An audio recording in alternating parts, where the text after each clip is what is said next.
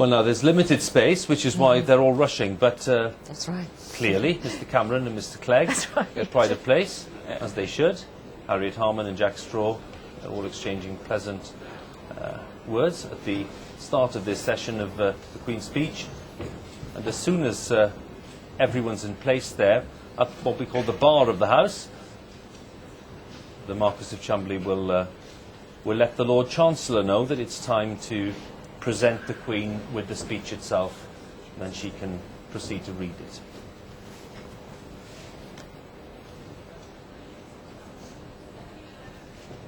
In practice, there's very little room there. It's very constrained. Yeah, you can't see it. You can only get about 30 people. Yes, and that's the I reality. think the done thing is to allow for the older ones to let the new ones in and to see it for the first time. Yes, yeah. Whether that will happen, I'm not entirely sure. I don't think so. That would be the right thing.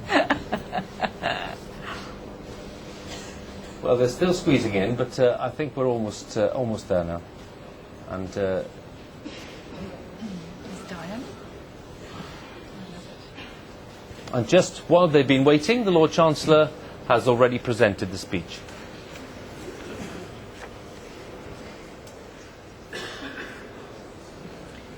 My Lords and members of the House of Commons,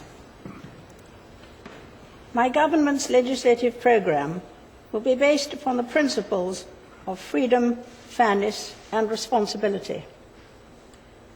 The first priority is to reduce the deficit and restore economic growth. Action will be taken to accelerate the reduction of the structural budget deficit. A new Office for Budget Responsibility will provide confidence in the management of the public finances. The tax and benefit system will be made fairer and simpler. Changes to national insurance will safeguard jobs and support the economy. People will be supported into work with sanctions for those who refuse available jobs. And the timetable for increasing the state pension age will be reviewed.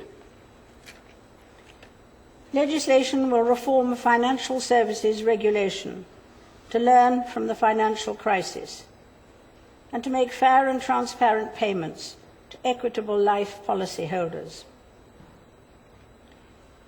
My government will support investment in new high-speed broadband internet connections, enable the construction of a high-speed railway network, and reform the economic regulation of airports to benefit passengers.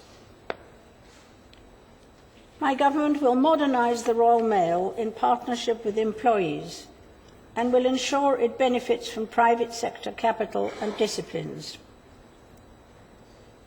My government will limit the number of non-European Union economic migrants entering the United Kingdom and end the detention of children for immigration purposes.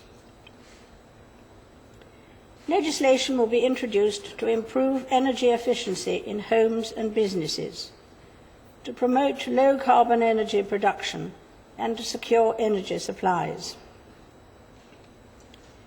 My government will remove barriers to flexible working and promote equal pay.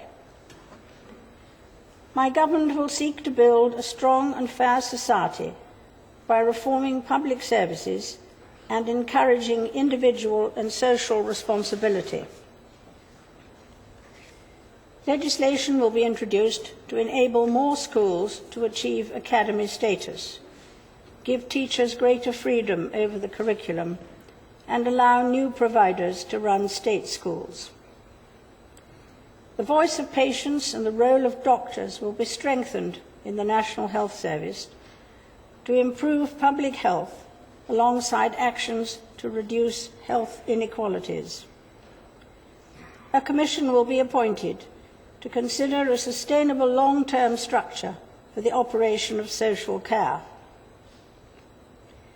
A bill will be introduced to make the police service more accountable to local people and to tackle alcohol-related violence and antisocial behaviour. The role of social enterprises, charities and cooperatives in our public services will be enhanced. The cost of bureaucracy and the number of public bodies will be reduced. A bill will be introduced to devolve greater powers to councils and neighbourhoods and give local communities control over housing and planning decisions.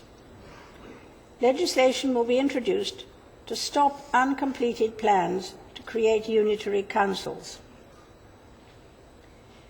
My government will propose parliamentary and political reform to restore trust in democratic institutions and rebalance the relationship between the citizen and the state. Measures will be brought forward to introduce fixed-term parliaments of 5 years. A bill will be introduced for a referendum on the alternative vote system for the House of Commons and to create fewer and more equal-sized constituencies. Constituents will be given the right to recall their members of Parliament where they are guilty of serious wrongdoing. Proposals will be brought forward for a reformed second house that is wholly or mainly elected on the basis of proportional representation. Action will be taken to reform the funding of political parties. A draft bill will be published on reforming parliamentary privilege. Legislation will be brought forward to restore freedoms and civil liberties through the abolition of identity cards and repeal of unnecessary laws. My government will work constructively and cooperatively with the devolved institutions. My government will introduce legislation to implement recommendations from the final report of the Commission of Scottish Devolution and is committed to a referendum on additional powers for the National Assembly of Wales. My government will support the political institutions and stable devolved government in Northern Ireland. Members of the House of Commons, estimates for the public services will be laid before you.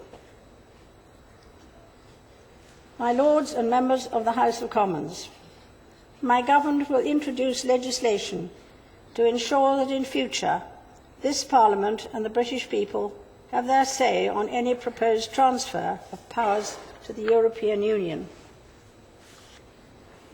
The Duke of Edinburgh and I look forward to our visit to Canada in June and to our visit to the United Nations in New York in July. We also look forward to receiving His Holiness Pope Benedict XVI in September.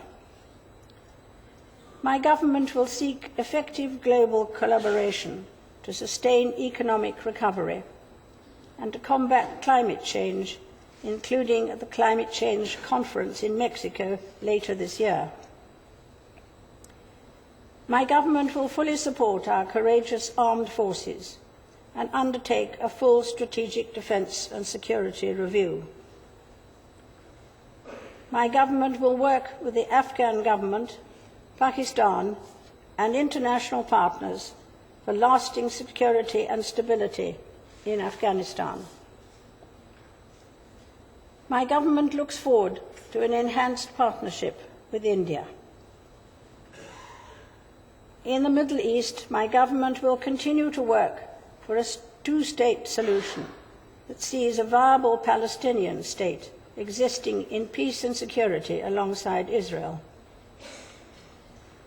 My government will work to reduce the threat from nuclear weapons and nuclear proliferation, including the serious international concerns posed by Iran's nuclear program. My government is committed to spend 0.7% of gross national income in development aid from 2013. Other measures will be laid before you. My Lords and members of the House of Commons, I pray that the blessing of Almighty God may rest upon your councils.